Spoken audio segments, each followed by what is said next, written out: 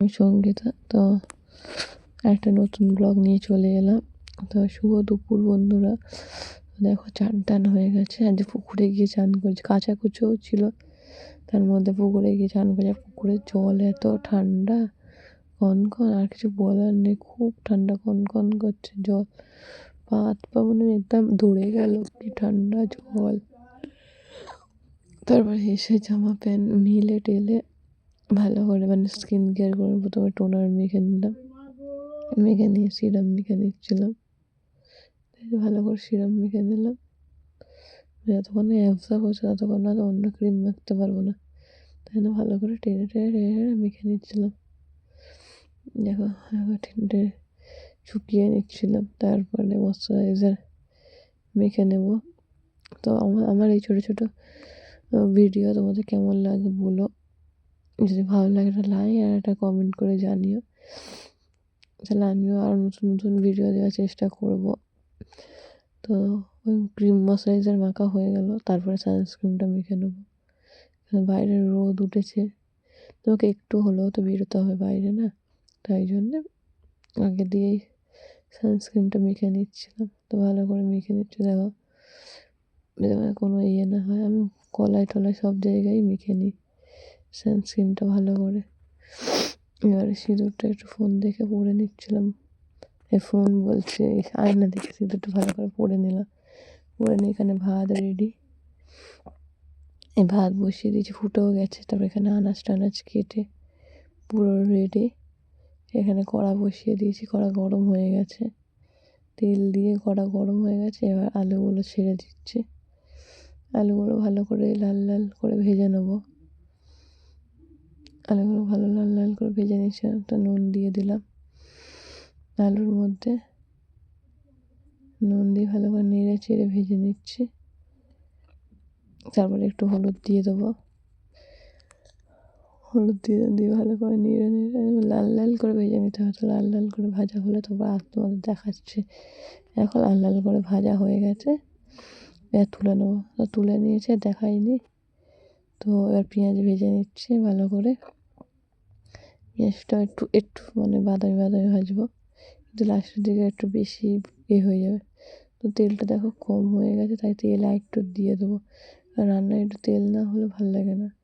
তাই তেলটা একটু দিয়ে দিলাম। এতে আরও পেঁয়াজগুলো ভাজে নেবো ভালো করে।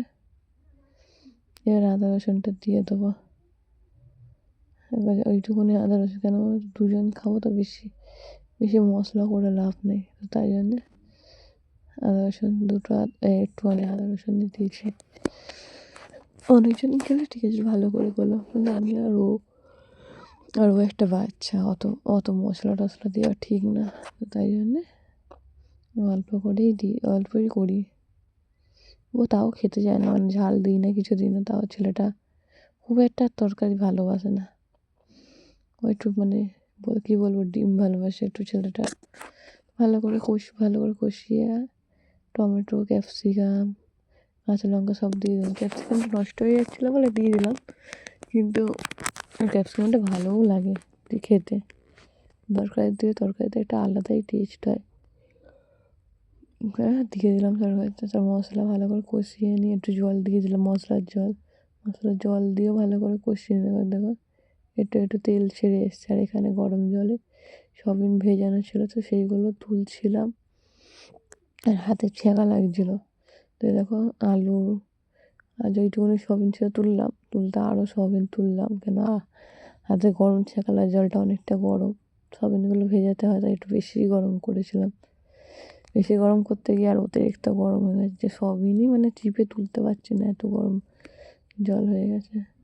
তো আবার একটুখানি জল ছিল দিয়ে দিলাম, দিয়ে ভালো করে কষিয়ে নিলাম, আবার কষিয়ে নিয়ে এবার সবিন ভেজানোর জলটা দিচ্ছি না, কেন ওটা গরম জল, তাই সবিন ভেজানোর জলটা একটু দিয়ে দিলাম, দিয়ে ভালো করে নাড়িয়ে চাড়িয়ে, একটু কম হয়েছে, এটা ফোটাতে হবে না, তাই না, দুবেলার করছি, এটা ফোটাতে হবে বলে, তাই জন্যে আমি করছি, বেশি করে একটু জল দিলাম, যাতে ফুটবে, ফুটে তো আলুগুলো সিদ্ধ হবে না, তাই না, একটু বেশি করে জল দিয়ে দিলাম।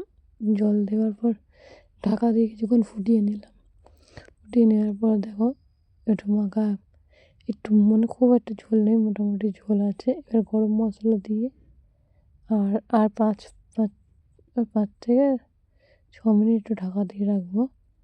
ভালো করে নাড়িয়ে চাড়িয়ে ঢাকা দিয়ে দিলাম।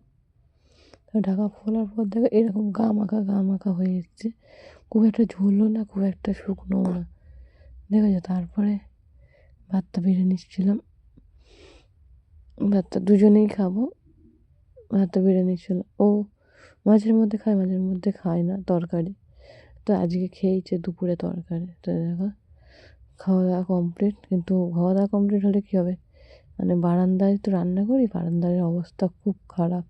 তো বারান্দায় দেখো মুছে মাছে গ্যাস ট্যাস পরিষ্কার